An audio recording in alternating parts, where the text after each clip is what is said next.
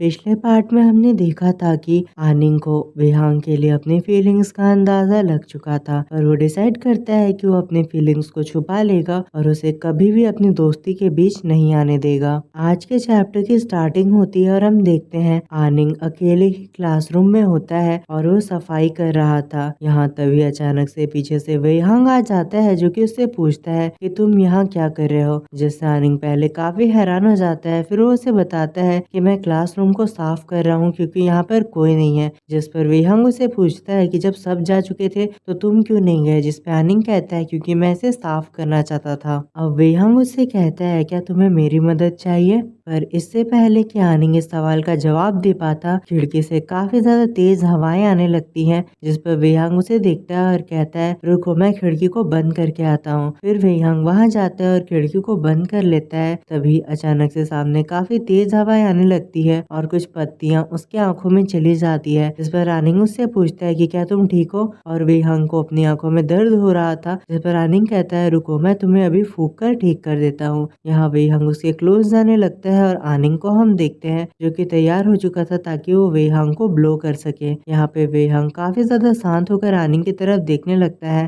पर उसके इतने पास होने से आनिंग की धड़कन काफी ज्यादा बढ़ चुकी थी और वो सोचता है विहंग तुम्हारा इतना हैंडसम होना बहुत ही बड़ा क्राइम है, तुम मेरे दिल को पोजेस कर रहे हो। फिर वो विहंग के पास जाकर उसके आंखों से धूल को बाहर निकालने लगता है। फिर वो विहंग के पास जाकर उसके आंखों से धूल निकालने लगता है और उससे कहता है, फिर वो विहंग के पास जाकर उसे ब्लो करते हुए उससे पूछता है क्या अब तुम फील कर रहे हो। फिर वो विहंग के पास जाता है और उसके आंखों से धूल निकालने लगता है और उससे कहता है क्या तुम्हें अब अच्छा लग रहा है। फिर वो विहंग के पास जाकर उसके आंखों में फूंक मारने लगता है और उसे पूछता है कि क्या अब तुम ठीक हो, जिस पर विहंग कहता है अभी नहीं, मेरी दूसरी आंखों में भी है। जिस पर आनिंग तुरंत ही उसे फिर से फूंक मारने लगता है और एक बार फिर से उसे पूछता है कि क्या अब तुम ठीक हो, जिस पर इस बार विहंग हाँ में जवाब देता है। यहाँ आनिंग विहंग से कहता है कि तुम अपनी जगह पर जाकर बैठ जाओ, तब तक मैं साफ सफाई कर लेता हूँ। जिस पर विहंग कहता है नहीं मैं भी तुम्हारी मदद करूंगा, मैं झाड़ू लगा देता हूँ तुम पोछा लगा देना, जिसके लिए आनिंग भी मान जाता है।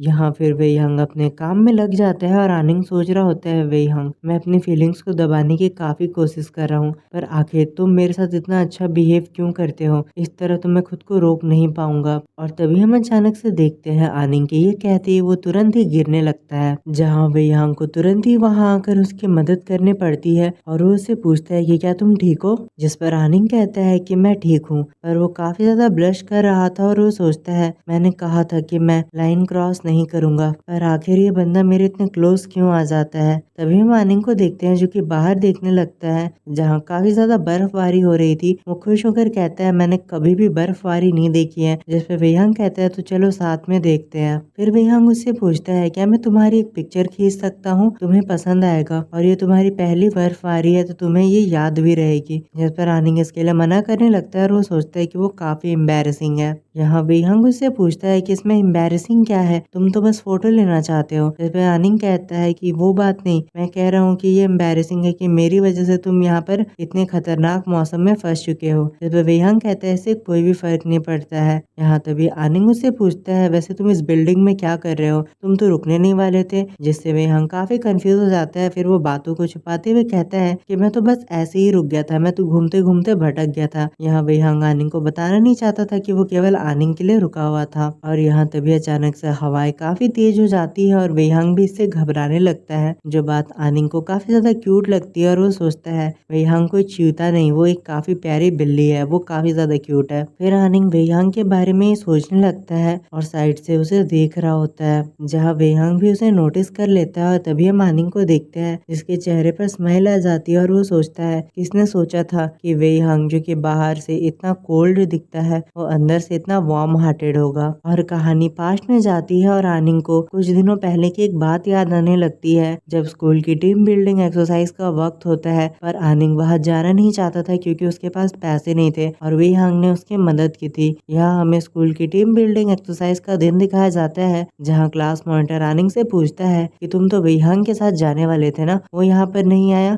जिस पर आनिंग उसे कहता है कि मैं उसका इंतजार कर रहा हूँ, पर रियलिटी में वो सोचने लगता है कि अगर विहंग नहीं आएगा तो मेरा क्या होगा। तभी क्लास प्रेसिडेंट को लगता है कि वेहांग यहाँ आया है और वो आनिंग से कहता है। तो फिर आनिंग सोचता है कि अब तो वो एक्सपोज हो जाएगा क्योंकि वेहांग यहाँ कभी भी नहीं आने वाला है, क्योंकि वो तो आनिंग को जानता ही नहीं है। पर हम तभी देखते हैं वेहांग वहां पर आ चुका था। पर तभी हम देखते हैं वेहांग वहां पर आ चुका था, जो कि आनिंग को अपने पास बुला रहा होता है। आनिंग तुरंत ही उसे बोलता है कि मैं आ रहा हूँ और उसके पास चला जाता है। यहाँ आनिंग सोचने लगता है कि वेहांग उस समय मुझे जानता भी नहीं था, तब भी उसने मेरी मदद की थी। और तभी अचानक से कहानी प्रेजेंट में आ जाती है और हम वेहांग को देखते हैं, जो कि आनिंग को शुक्रिया कहता है। ये बात आनिंग को समझ नहीं आती और वो उससे पूछता है कि तुम मुझे शुक्रिया क्यों कह रहे हो, जिसपे वेहांग बताता है क्योंकि तुम मुझे फ्री में पढ़ा रहे हो। जिस पर आनिंग कहता है ये तो कोई बात नहीं हुई, तुम भी तो मुझे रॉक क्लाइंबिंग फ्री में सिखा रहे हो। जिस पर वेहांग कहता है कि रॉक क्लाइंबिंग एक हॉबी है, इससे तुम्हें कोई मदद नहीं होने वाली है, पर तुम मुझे पढ़ा रहे हो, इससे मेरी काफी मदद हो रही है। अब यहाँ आनिंग से कहता है बस बस अब रहने दो, मैंने तुम्हारी मदद की, तुमने मेरी मदद, अब बात बराबर हो गई, इसे भूल जाते हैं। यहाँ आनिंग फिर बाहर की तरफ देखकर सोचने लगता है और कहता है कि आखिर ये बारिश कब रुकने वाली है। जिस पर वेहांग कहता है क्यों ना इस समय का सही इस्तेमाल करते हैं, चलो हम दोनों बात करते हैं और तुम मुझे अपने बारे में बताओ। फिर वो आनिंग से कहता है कि तुम्हें तो मेरे बारे में सब कुछ मालूम है, मुझे रॉक क्लाइंबिंग पसंद है, मुझे बाइक पसंद है, मुझे घूमना पसंद है, पर तुम्हारे बारे में मुझे कुछ भी नहीं पता है। जिस पर आनिंग सोचने लगता है और तुरंत ही कहता है मुझे किताबें पढ़ना पसंद है। जिस पर वेहांग कहता है ये तो मैं जानता हूँ। जहाँ आनिंग को पसीने आने लगता है और वो तुरंत ही कहता है अगर मैं सच कहूँ तो मुझे भी नहीं पता है कि आखिर मुझे क्या पसंद है। अब आनिंग वेहांग से पूछता है कि तुम्हें रॉक क्लाइंबिंग क्यों पसंद है। जिसके जवाब में वेहांग उसे कहता है क्योंकि रॉक क्लाइंबिंग करते हुए मुझे काफी ज्यादा आजादी फील होती है। जिस पर आनिंग कंफ्यूज होते हुए कहता है आजादी, या फिर तुम्हें नेचर का राजा जैसा फीलिंग आती है कि तुम इस दुनिया के राजा बन चुके हो। जिस पर वेहांग कहता है ऐसी कोई भी बात नहीं है, मैं तो बस रॉक क्लाइंबिंग के जरिए दोस्त बनाना चाहता हूँ। यहाँ फिर आनिंग वेहांग से पूछता है कि रॉक क्लाइंबिंग तो काफी ज्यादा खतरनाक है, तुम्हें कभी डर नहीं लगता। जिस पर वेहांग कहता है ये तो बिल्कुल भी खतरनाक नहीं है,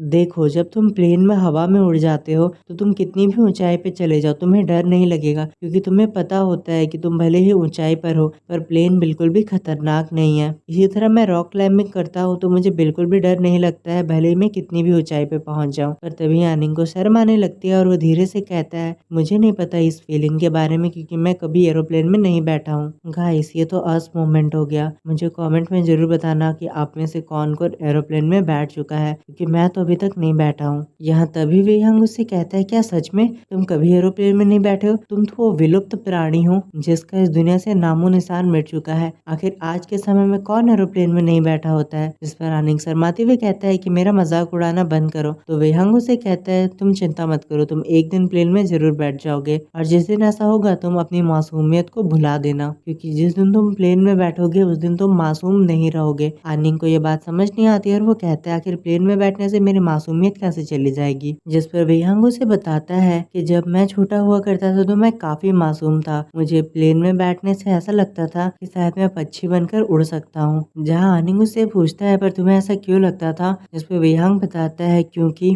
तुम जानते हो एक पक्षी जिसका नाम चंगे है, वो आसमान में उड़कर चांद को छूना चाहता है, वहाँ के इमॉर्टल से मिलना चाहता है और हेवन जाना चाहता है, पर वो कितनी भी ऊंचाई पर उड़ ले वो कभी भी चांद तक नहीं पहुँच सकता है। और बचपन में जब मैं पहली बार प्लेन में बैठा था तो मुझे ऐसा ही लगा था कि मैं उड़कर चांद तक पहुँच पाऊंगा, पर मैं जितना उसके करीब जाता चांद मुझसे उतना ही दूर चला जाता और मुझे रियलाइज हो गया कि मैं चांद तक कभी नहीं पहुंच सकता हूँ। फिर वो आनिंग से कहता है पर तुम ऐसा कर सकते हो। जिस पे आनिंग कहता है कि भले ही मैं कभी भी प्लेन में नहीं बैठा हूँ पर मैंने उसे मूवीज में देख रखा है, मैं उतना मासूम नहीं हूँ जितना तुम सोचते हो। जिस पर वेहांग उसके क्लोज आता है और कहता है अच्छा मैं मान गया, पर जब तुम पहली बार प्लेन में बैठोगे तो तुम्हें खूबसूरत समुद्र का नजारा देखने को मिलेगा, तुम्हें बादल देखने को मिलेंगे और जब ऐसा समय आए तो उन सभी चीजों को एंजॉय करना मत भूलना। जिस पर आनिंग भी मान जाता है। फिर वेहांग आनिंग को बताता है पर मेरे सपने आज भी वही है, मैं उस पक्षी की तरह आसमान में उड़ना चाहता हूँ, मैं आज भी स्पेस में जाना चाहता हूँ,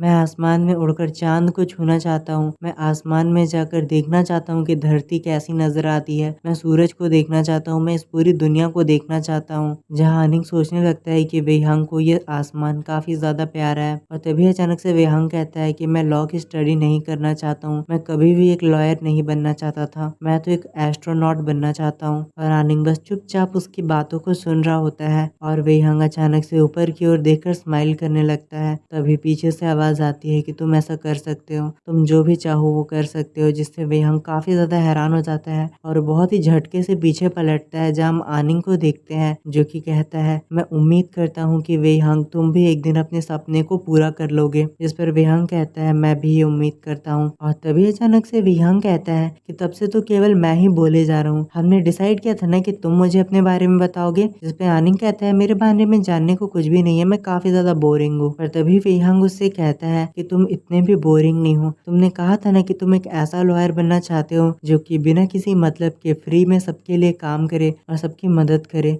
जिस पर आनिंग हैरान होकर उसकी तरफ देखने लगता है और वेहंग उससे कहता है कि मैं भी होप करता हूँ कि एक दिन तुम्हारा भी सपना जरूर पूरा होगा। जिसके लिए आनिंग उसे शुक्रिया कहता है। और यहीं पे आज का ये चैप्टर खत्म हो जाता है। गाइस आप सभी प्लीज मुझे बताना कि आपको आज का ये चैप्टर कैसा लगा। मिलते हैं अगले चैप्टर के साथ। Thank you for watching. Goodbye. Guys अगर आप वीडियो में इतनी दूरी पर आ चुके हो और आपको आज की ये वीडियो पसंद आती है तो प्लीज़ आप इसे एक लाइक कर देना और चैनल पे नहीं हो तो इसे सब्सक्राइब कर दो और कमेंट करके मुझे ज़रूर बताना कि आपको आज का ये वीडियो कैसा लगा। आपकी एक लाइक और सब्सक्राइब से हमें काफ़ी ज़्यादा मोटिवेशन मिलता है और हम वीडियो को जल्दी से जल्दी लाने की कोशिश करते हैं। इतनी देर मेरी वीडियो को देखने के लिए आप सभी का बहुत बहुत शुक्रिया। मिलते हैं अगली वीडियो के साथ। Thank you for watching. Good bye.